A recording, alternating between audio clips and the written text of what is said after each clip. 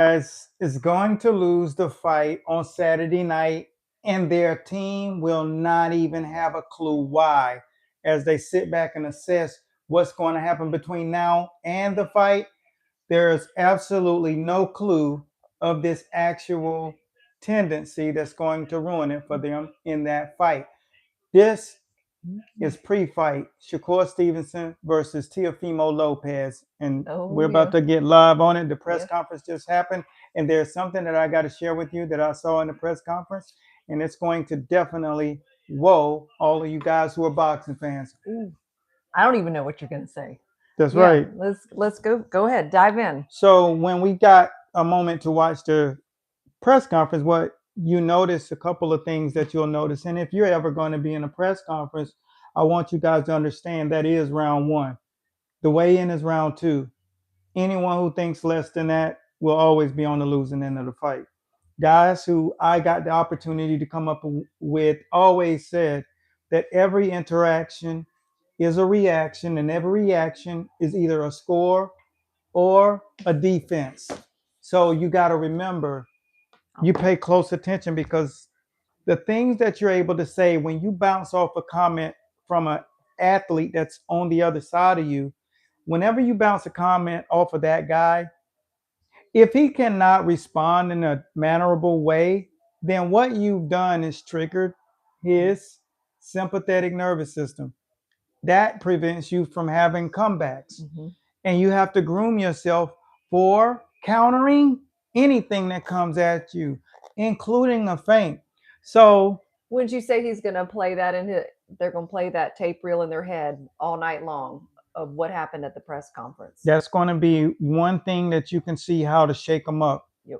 And Teo was shaking, Shakur was shaking. Mm-hmm. So what you go look for is what got up under his skin, and say, how can I implement that into the fight? So the one thing that got under his skin when it comes down to Shakur, when TL spoke that kind of funny talk that he do when he talks about his private parts. And so think about, how can I make this a part of the fight plan, right? Can I say that in his ear and make him come out of pocket and break through his nervous system barrier? And that's one of the things that you got to think about. Can I use this? One of the tricks that Muhammad Ali did with George Foreman was told him, after everybody knew that he could fight so good and he hit so hard, he said, I thought they said you can hit hard. You can't hit hard, sucker. So he grabbed him around the shoulders, because one of the things that athletes truly don't know how to use some of these techniques is understanding how to grab people at the actual axis point. Mm-hmm. The axis point prevents, you can put a shoestring around your upper shoulder. If you tie those things down, you can't move them outward. Now you can roll your shoulders and come up, but knowing little tricks like that. So he would tie George Foreman up either by the elbows directly above the axis point where it bends. He'd grab them just like this. And let me explain to you how hard and restrictive that is, especially for a guy who's made a career off of knocking guys out with hooks and overhands and uppercuts. He could not move those, and the amount of energy that it takes to actually break free from that, that's intense. It's intense. So he would whisper it in his ear, because he knew that this would bother him. I thought you could hit hard. You can't hit hard, sucker. Mm-hmm. And I hear you breathing. And it's the 7th round, and you've never been 7 rounds. So he's saying everything that has never been said to him before, and all of the triggers that bothered him during the press conference. So those are the things that people have to learn how to collect. Triggering the sympathetic nervous system or the autonomic nervous system, which is the control center of your emotion. Mm-hmm. When you know how to poke that thing, that's exactly what he needed in order to get George Foreman to come out of pocket and in the next round get knocked out, triggering that nervous system. So it started early, like you said. He triggered Shakur Stevenson's nervous system. You won't have the opportunity to hit him if he lets go like Mike Tyson. That's why Evander Holyfield was holding him so tightly and stuff. So Yeah. Those are things that you got to learn, that they play a big role in a fight. And you got to remember that you just don't take those things lightly. That's why real throwback coaches, Stace, Yeah.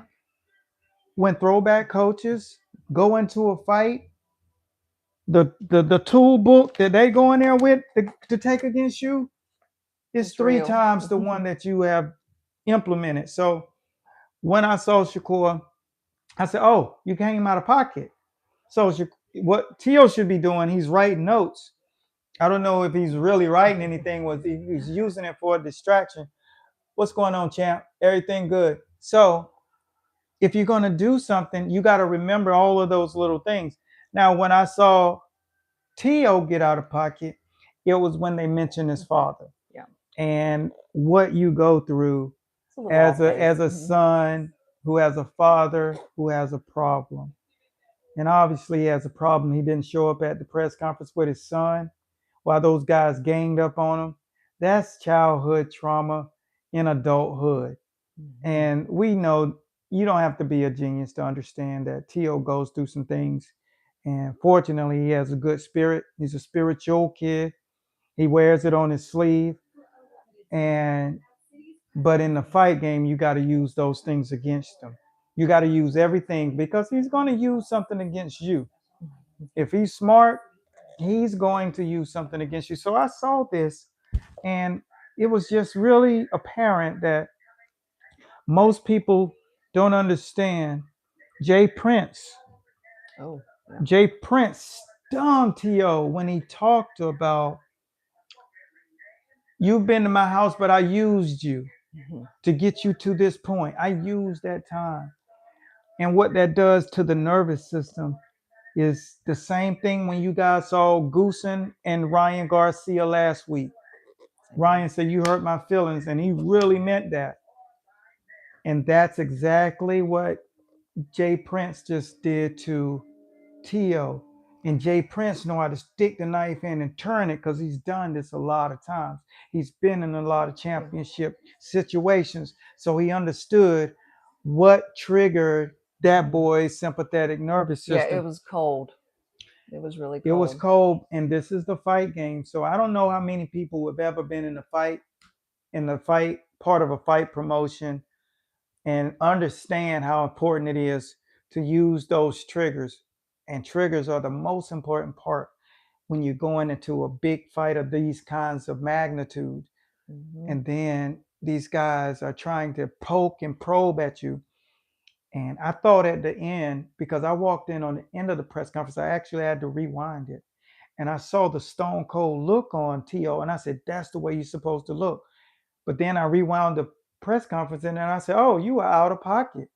He didn't understand how to handle that pressure that Shakur and that his team ganged up on him. They did gang up. Perfect word. They ganged up on him, and his granddad was like, yo, you watched us at the Olympics after you got out in the first round.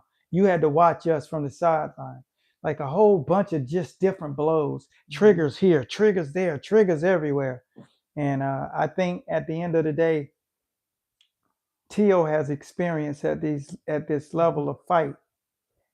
And when you have experience at this level of fighting, you can overcome some stuff. So Shakur will definitely need some. Go. Yeah. So no, I was curious. So what would your recommendation be to both those guys tonight? Because they got to face off tomorrow, weigh-ins tomorrow. How can they take what they both encountered today, kind of process that tonight, and be able to walk into the weigh-in with the right kind of spirit, the right head they should have going in on weigh-in day? You go to the press conference to win. You go to the weigh-in to win. And win, I mean, keep something in that boy head that's going to disturb him. You got to disturb him because it's not about physical. It's not about skills at this point.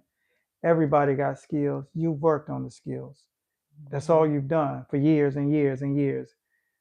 There's no need for any more skills. They won't lose because of skills. The winner of this fight is going to win because composure. The loser of this fight is going to lose because of the nervous system. because they both got skills. They both are fast. They both are sharp. They both got defense. They both got offense. They both understand fighting at this level.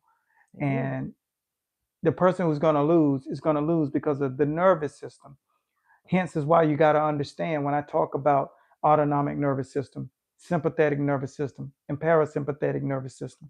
Those things are the reason why fighters lose, because every time I post that video up, it does 1 million views because it's what people don't train for. And in training camps, you got to have access to that kind of information and that kind of knowledge. Yeah, because I would say when we do our recurring clinics every Tuesday at 11, like the light bulb moments that occur on those things when people are like, Coach, and even in our comments, and someone might even, I can't read them from here, someone will say, that is exactly what I was experiencing. I never knew how to talk about it or what to label it. It's been, to see people's, just that the light turns on. It's like, oh my goodness. And this is what is missing in a training camp. So tomorrow, as you say that, Stace, what I'm going to do for tomorrow, there'll be a playlist called Pressure Performance on our channel. It's there now, but the stuff that I'm going to put in there is going to be some segments from our clinic that we do every Tuesday at 11 a.m. Eastern Standard Time. And I'm going to put some stuff in there for you guys to really get this. When I'm talking about this nervous system thing, you name a fight, somebody type any fight down in the comment box, type the loser, and I'm going to tell you what caused that person to lose, right? You can go back as far back as 𝗁𝗁𝗁𝗃𝗿, good friend of mine, fought Floyd Mayweather. That is one of the very few fights that I said that was about strategy only, because 𝗁𝗁𝗁𝗁 said, I heard him in the 4th round, Coach, and when he continued to survive, and everybody knows Floyd is a monster in that ring. He gonna survive what you do, because that's all he do in the gym is spar. He get hurt all the time. He said, man, by that 7th round, all that dude did was dig me to the body. And he said, when I went to train with him for 𝗀𝗏 Judah, when Floyd fought 𝗀𝗏, he said, all they did in camp was body. And so that kind of attack, that kind of systematic breakdown, there's a video going up on our feed that's showing how to trigger the nervous system with punches. And Floyd was doing that to 𝗁𝗁𝗁𝗁𝗁, just the body, just understanding. We call them solar plexus shots. We call it stab. So it's a 4-inch stab. It's just like this. And you master the art of doing that. And so that's what I always have my fighters do. And no one can come into our gym and spar against my fighters, because they just didn't know how to defend it. There was no defense for it, because it's directly in the solar plexus, straight line stuff.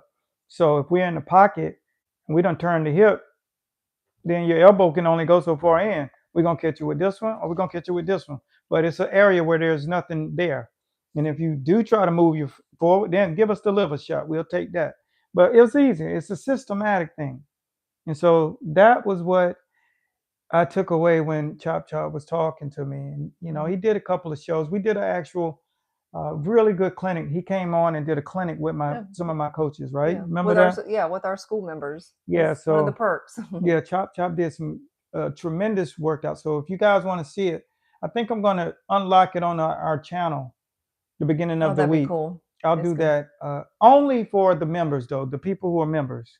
I'm not going to just put it out there, because people don't appreciate that kind of stuff. But this is an entire workout with 𝗁𝗁𝗁𝗁𝗁𝗁.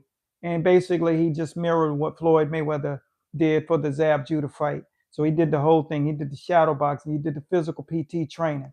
He did all of the different tactical moves and defensive tactics and counterpunch skills. So it's a great little rendition. It's probably about, I think he did 20 minutes. It was something like that. It was really cool. So if you want to see it, become a member, a gold member. That's the kind of stuff we put in there. But have it being said, this fight was more than just this press conference was more than a press conference. It was really teaching people that boxing is more than your skills. And I hear these people always say all the time, skills pay the bills. Not at this level of boxing, because everybody got a suitcase. So if everybody's walking with a suitcase, what do you have that's proprietary? Yeah. Well, what's proprietary is what's going on the inside of your body. What controls the central nervous system, right? Understand cognitive bandwidth, because your skills can only go so far. But when you introduce pressure, that's a whole different animal. Cognitive bandwidth collapses. Now, how much skill can you put in a bag this big? Yeah. And it continues to collapse. How much skill can you put in this bag? And so that's why you see guys' bandwidth collapse. And so therefore, what's up, champ? Let me see what you got to say. Boxing is much more than just physical skill. It's a profound test of willpower, mental toughness, and physical conditioning. That's the beginning, right? Though, and that's a very good answer. 30 years ago, I would have said the same thing, but there are other layers. And when you have access to your skill and your toughness, that's great. But what happens when your cognitive bandwidth collapses, that even detaches you from your spirituality. If you don't have the capacity in your brain controls everything. If your brain capacity shrinks, your IQ drops immensely. What's usually accessible to you, including your vision, your sight, your peripheral vision, your sight, your judgment, the ability to read, it causes things to collapse. Have you ever seen someone get knocked out? Their ability to walk around is gone. And that's what cognitive collapse is. Cognitive load is when you're just overthinking everything. Too much is in your brain and you can't access the skill. You guys have seen people lose access to skill. You just saw 𝗵𝗵𝗃 versus Smith. He lost access to skills that he has. You did the whole clinic on that. You saw Jake Paul going up against Anthony Joshua. He got knocked out and his hands and his shoulder was like this. He lost access to skill. He couldn't even go into the pouch and pull out basic defense, because that's what happens when cognitive bandwidth with collapse happens. Okay, so all of that you said was right, but it was only 42% of it. The rest of the 58%, 52%, is cognitive and sympathetic nervous system that controls everything in the body.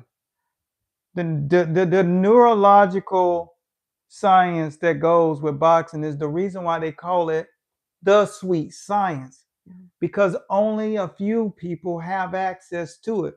Because you train fighters does not mean you know science. You're just a trainer. The people who understand the science are different.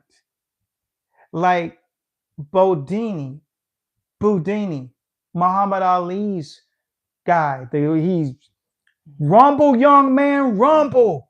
Whoa! It's emotional, but he's understood the nervous system because he did it for 10 years for Ray Robinson, the greatest fighter ever done it.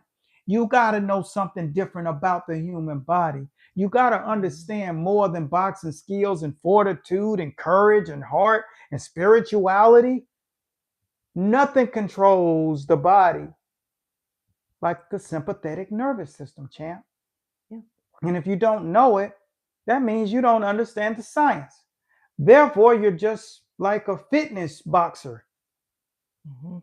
And that's 98% of the boxing world, because there's only 1.7% of those people who are equipped with the actual science of boxing. That's why we started school. We started the school because there was no access to what is this thing they call the science.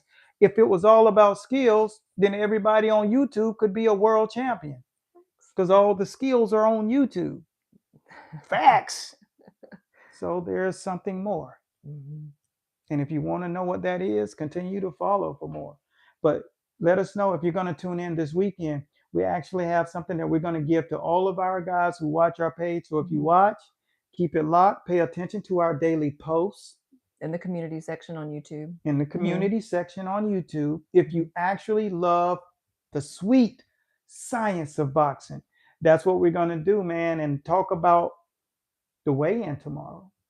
So enjoy it. Make sure that I see my man, you dropping some comments. I see what they're saying. For the most part, I'm going to screenshot a couple of things and then I'll respond on another post. I will respond on our community post. So go over there and check it out. And I'll see you guys soon. Bye, guys. In the winner's circle. And remember, 7:30 tonight, we're releasing this matchup. So be sure to watch it. 7:30, we're going to show you exactly what these guys stack up with and stack up like on a neurological level, cognitive bandwidth versus the nervous system.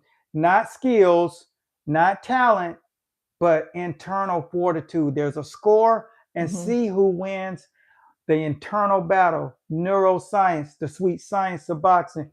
Coach Bradley signing out. Your pressure performance coach in the building. Till next time. And